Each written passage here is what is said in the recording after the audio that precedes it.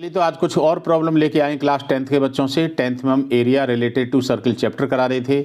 इसमें देखिए अब सारा सब कुछ आपको समझा दिया है, बस अब तो आपको डायरेक्ट क्वेश्चन बनाने हैं।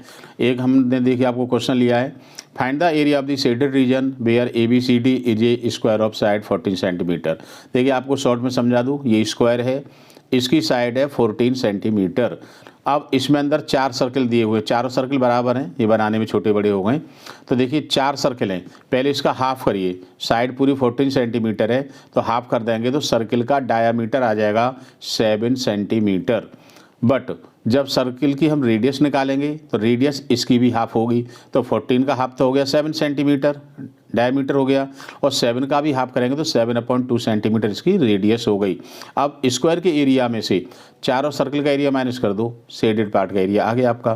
तो देखिए स्क्वायर का एरिया होता है साइड इंटू साइड 196 सेंटीमीटर, एक सर्कल का एरिया होता है πr square 77/2 centimetre square. But आपके पास 4 सर्कल हैं तो 4 सर्कल का एरिया क्या होगा, 4 का मल्टीपल कर दो 154 सेंटीमीटर, तो आ गया area of shaded region, area of square minus area of 4 circle 42 centimetre square आ गया। इसी तरह से एक क्वेश्चन और लिया है हमने, इंपॉर्टेंट क्वेश्चन है, find the area of the shaded region where a circular arc is radius of 6 centimetre has been drawn with the vertex of O and equilateral triangle. तो देखिए आपको मैं डायरेक्ट फिगर दिखा देता हूँ, ये फिगर है, ये आपका इक्विलेटरल ट्रायंगल है 12 सेंटीमीटर 12 सेंटीमीटर 12 सेंटीमीटर। तो इक्विलेटरल ट्रायंगल का एरिया आप जानते हो, इक्विलेटरल ट्रायंगल का एरिया होता है √3/4 साइड का स्क्वायर। तो देखिए ये हमने इक्विलेटरल ट्रायंगल का एरिया निकाल लिया। अब ये सर्किल है तो इस सर्किल का एरिया निकालो, तो सर्किल का एरिया आप जानते हो πr स्क्वायर होता है, तो हमने सर्किल का एरिया निकाल लिया। अब देखिए इसमें सर्किल में एक चीज़ आ रही है, सर्किल का हमने पूरा एरिया निकाल लिया और ट्रायंगल का भी पूरा एरिया निकाल लिया। तो ये जो पार्ट है, ये वाला पार्ट 2 बार रिपीट हो गया। भाई देखो इस सर्किल में भी आ गया और ये ट्रायंगल में भी आ गया, तो ये वाला पार्ट अब हमको माइनस करना पड़ेगा एक बार। तो देखा जाए तो ये एक सेक्टर है, ये 6 है, ये 6 है, क्योंकि इक्विलेटरल ट्रायंगल है, एंगल 60 डिग्री हो गया। तो देखिए सेक्टर का एरिया क्या होता है, एरिया ऑफ सेक्टर क्या होता है,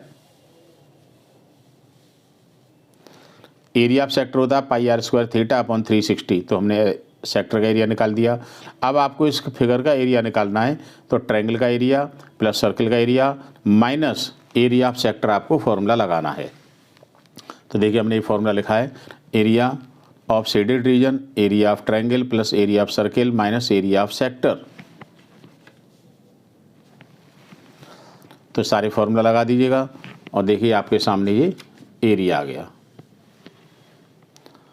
कहीं भी कोई दिक्कत नहीं है, बस थोड़ा क्वेश्चन समझने का है, इंपॉर्टेंट क्वेश्चन है, अक्सर एग्जाम में खूब आता है। तो और क्वेश्चन इस तरह के देंगे, आप तब तक वेट कीजिएगा और अपनी तैयारी में लगे रहिएगा।